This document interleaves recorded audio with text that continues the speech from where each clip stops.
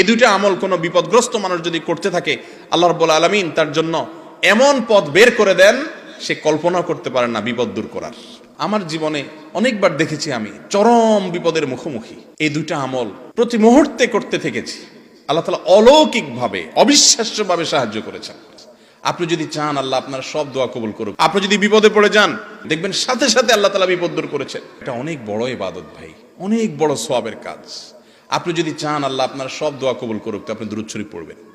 আপনি যদি বিপদে পড়ে যান, সবচেয়ে বেশি দুরূদ শরীফ পড়বেন, দেখবেন সাথে সাথে আল্লাহ তাআলা বিপদ দূর করেছেন। দুটি আমল, দুরূদ আর ইস্তেগফার, আমার জীবনে অনেকবার দেখেছি আমি চরম বিপদের মুখোমুখি। এই দুইটা আমল প্রতি মুহূর্তে করতে থেকেছি। আল্লাহ তাআলা অলৌকিকভাবে, অবিশ্বাস্যভাবে সাহায্য করেছেন। নবী করিম সাল্লাল্লাহু আলাইহি ওয়াসাল্লামের হাদিস থেকে স্পষ্ট বোঝা যায় দুরূদ এবং ইস্তেগফার এই দুইটা আমল কোনো বিপদগ্রস্ত মানুষ যদি করতে থাকে, আল্লাহ রাব্বুল আলামিন তার জন্য এমন পথ বের করে দেন সে কল্পনা করতে পারে না বিপদ দূর করার। তো এই যে দুরূদ এত ফজিলতপূর্ণ আমল, এই দুরূদটা বসে পড়বে না দাঁড়ায় পড়বে? কথা বলেন। দুরূদ বসে পড়তে হবে না দাঁড়ায় পড়তে হবে? কোথায় আছে দুরূদ বসে পড়তে হবে? এই যে আন্দাজে ফতোয়া দিলে তো হবে না ভাই। কোরআন হাদিসে কোথাও বলা হয় না যে তোমরা দুরূদ পড়ার সময় অবশ্যই বসিয়া বসিয়া পড়িবে, দাঁড়িয়া পড়িতে পারিবে না, কোথাও নাই। তা আপনি অযথা কথা কেন বলতেছেন?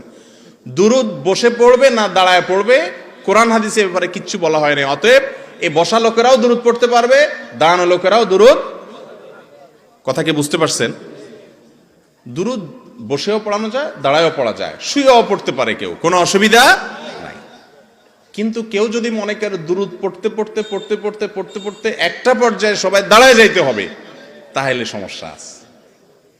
কারণ আপনি দুরূদ পড়তে পড়তে যে হঠাৎ দাঁড়ায় গেলেন, ভাই আমার, আপনাকে কি আল্লাহ রাসূল সাল্লাল্লাহু আলাইহি সাল্লাম দুরূদ পড়ার ব্যাপারে বলেছেন? এই কথা কোরআন হাদিসে কোথাও আছে যে তোমরা যখন দুরূদ পড়বা আমার প্রতি, পড়তে পড়তে পড়তে পড়তে একটা পর্যায়ে আমার সম্মানে তোমরা দাঁড়ায় যাইতে হবে? এরকম কথা যদি আমার নবীজি বলে থাকেন, অবশ্যই দাঁড়াইতে হবে। কোরআনে যদি বলে থাকে, অবশ্যই করতে হবে। আর যদি কোরআন হাদিস না বলে, তা আপনি বসা আলাদেরকে বলবেন ভাই দুরূদ পড়তেছেন, দাঁড়ায় যান।